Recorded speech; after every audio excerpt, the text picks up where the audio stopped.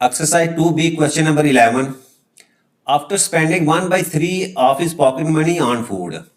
यानी सबसे पहले जो है वो अपनी पॉकेट मनी का 1/3 जो है फूड के ऊपर इस्तेमाल होता है, एंड 1/7 ऑफ द रिमेनिंग, यानी टोटल में से ये फूड वाली जो है उसको सब्ट्रैक्ट करें तो उसका 1/7 जो है वो अमाउंट के लिए कहाँ यूज कर रहा है, वो पेन के ऊपर। अच्छा, इमरान हैड ₹240 लेफ्ट, यानी ये पेन के ऊपर और फूड के ऊपर इस्तेमाल करने के बाद जो बाकी उसके पास अमाउंट बचती है वो कहता है वो 240 जो है रुपीज हैं। How much pocket money did Imran have at the first, तो वो कहता है शुरू में जो है उसके पास टोटल पॉकेट मनी कितनी थी, ये क्वेश्चन है हमारे पास। अब हम इसमें क्या करेंगे, सबसे पहले ये जो फूड है यानी 1/3, इसको टोटल जो है वो अमाउंट उसमें से सब्ट्रैक्ट करेंगे। अब फ्रैक्शन के अंदर जो टोटल अमाउंट जो है वो आपके पास जो है हमेशा 1 होती है, क्योंकि फ्रैक्शन क्या होता है कि आपका a part of a whole, यानी टोटल में से आपने वो उतना हिस्सा जो है वो सिलेक्ट किया होता है, तो टोटल अमाउंट हमेशा फ्रैक्शन के अंदर आपने 1 कंसीडर करनी होती है।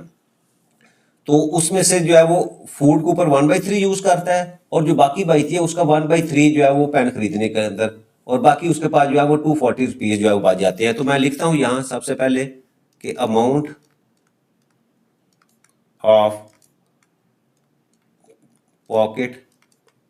मनी ऑन फूड, यानी फूड के ऊपर कितनी यूज कर रहा है, वो 1/3 यूज कर रहा है। ठीक है, तो हम अब टोटल में से ये फूड वाली जो है इसको सब्ट्रैक्ट करते हैं, तो मैं लिखता हूं G fraction of pocket money after food, वो जी 1 में से उसको सब्ट्रैक्ट करें, तो यहाँ हमारे पास जो है वो वैल्यू आ जाती है जी 1/1 लिखें इसको, -1/3, 3 एलसीएम है तो इसका मतलब इसको 3 से मल्टीप्लाई कर देंगे ऊपर नीचे, तो आपके पास वैल्यू आ जाती है 3 - 1/3, तो ये आपके पास जो है वो 2/3 वैल्यू आ जाती है। अच्छा, अब ये वो अमाउंट है जो फूड को ऊपर इस्तेमाल करने के बाद जो है उसके बाद जो है वो बाकी बचती है। अब ये इस अमाउंट का जो है ये 2/3 जो अमाउंट है इसका 1/7 जो है वो पेन के ऊपर जो है वो यूज करता है, ये पेन खरीदता है, तो यहां मैं लिखता हूं fraction of pocket money on pen. अब पेन खरीदने में कितनी यूज करता है, 1/7 ऑफ रिमेनिंग, तो यहां आ गई जी आपके पास 1/7 और रिमेनिंग आपके पास जो है 2/3 है। तो अब इसको हम मल्टीप्लाई करेंगे तो 2 1 2 डिवाइडेड बाई 7 3 21, तो ये अमाउंट जो है वो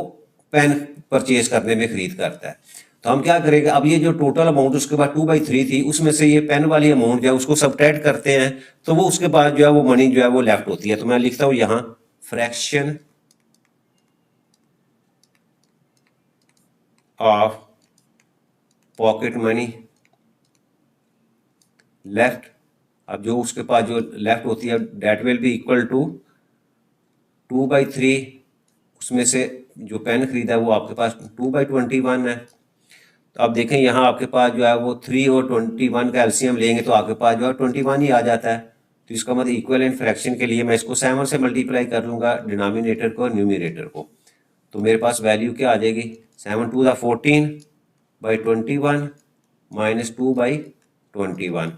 तो यहाँ से आप 21 को डिनोमिनेटर में रखें और यहाँ से 14 -2, तो ये वैल्यू मेरे पास आ जाती है 12/21। और इसको फर्दर हम सॉल्व करेंगे तो ये आपके पास 3 के ऊपर करें तो 3 4 12 और 3 7 21, तो आपके पास जो है वो 4/7 जो है आपके पास वैल्यू आ जाती है। ठीक है, अच्छा, अब ये जो 4/7 है, अब वो क्वेश्चन के अंदर वो क्या कह रहा है कि इमरान हैड ₹240 लेफ्ट, वो कह रहा है जी 240 जो है उसको लेफ्ट किया, तो इसका मतलब क्या हुआ, यहां मैं लिखूंगा 4/7 of total pocket money that is equal to ₹240। ठीक है, यानी जो 4/7 उस टोटल उसकी पॉकेट मनी का जो है वो आपके 240 के इक्वल है। तो यहां से आपके पास जो है वो टोटल पॉकेट मनी जो है वो हमने फाइंड करनी है, तो वो किसके इक्वल आ जाएगी, ₹240 और ये वह वैल्यू दूसरी तरफ जाके 4/7 है तो 7/4 हो जाएगी। ठीक है, तो इसको सिंप्लीफाई करें, 4 1 ज़ा 4 और 4 6 ज़ा 24 और 0, और इसको जब हम आपस में 60 को 7 से मल्टीप्लाई करेंगे तो आपके पास जो है वैल्यू आ जाती है जी 420। तो ये टोटल पॉकेट मनी थी जो स्टार्ट में उसके पास थी, जहां जिसमें से उसने फूड के ऊपर जो है यूज किया, फिर उसकी जो बकाया थी पेन परचेज किया। ठीक है, और ये एंड के ऊपर जो है उसके पास जो है वो 240 रुपीज जो है वो बच जाते हैं।